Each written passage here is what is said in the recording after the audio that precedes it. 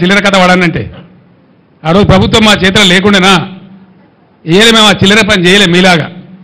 సరే చాలా దరిద్రుడు పోలేని చెప్పి కట్టినాం ప్రాజెక్టు నింపి నిలబెట్టినాం నిండా నింపి గంగమ్మలాగా తయారు చేసినాం ఆ బ్రిడ్జి మీద పోతుంటే రెండు పక్కల చూస్తే భయమయ్యే పరిస్థితి పెట్టినాం అంత అద్భుతంగా నీళ్లు కనబడేది సముద్రంలా కనబడేది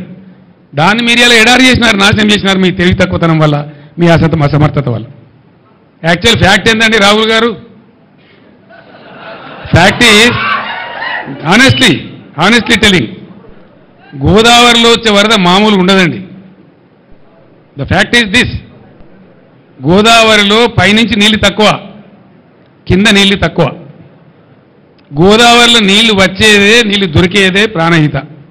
ఇంకొక ఆడ నీళ్లు లేవు ఆ ప్రాణహిత దాటినాకనే కట్టాల దానికోసం ఒక 6 నెలలు తపస్సు చేసినట్టు చేసి ఆ మేడిగడ్డను కనిపెట్టుకున్నాం మేము కేంద్ర ప్రభుత్వ సంస్థ వ్యాప్కోస్ లైడార్ సర్వే కావాలంటే లైడార్ సర్వే కూడా చేసినాం దాని డిజైన్ ఏందో అసలు తెలుసా డిజైన్ గురించి అవగాహన ఉందా ఏంది డిజైన్ ఏందండి యాక్చువల్గా మేడిగడ్డ బరాజులో ఫ్యాక్ట్ ఏంటంటే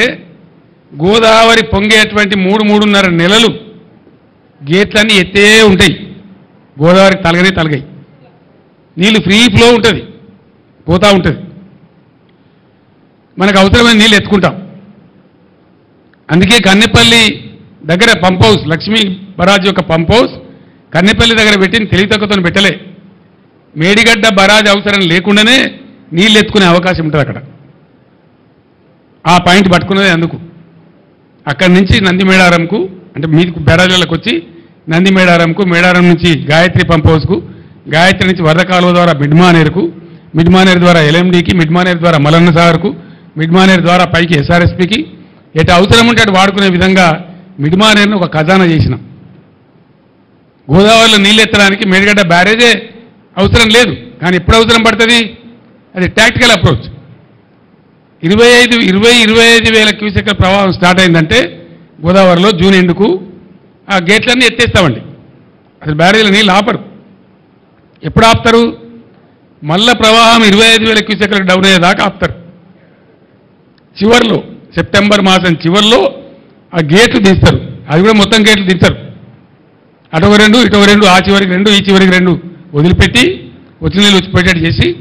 ఒక 9 టీఎంసీలు 10 టీఎంసీలు నిల్వ ఉండేటట్టు దానిలో ఆపడతారు వచ్చినవి పోతూ ఉంటాయి ఆ 9-10 టీఎంసీలు పెడితే కొద్దిగా బిల్డ్ అవుతుంది కాబట్టి దాన్ని ఎత్తి పోసుకుంటూ ఉంటాం ఎత్తి ఇప్పటికప్పుడు పోస్తూ ఉంటాం కాబట్టి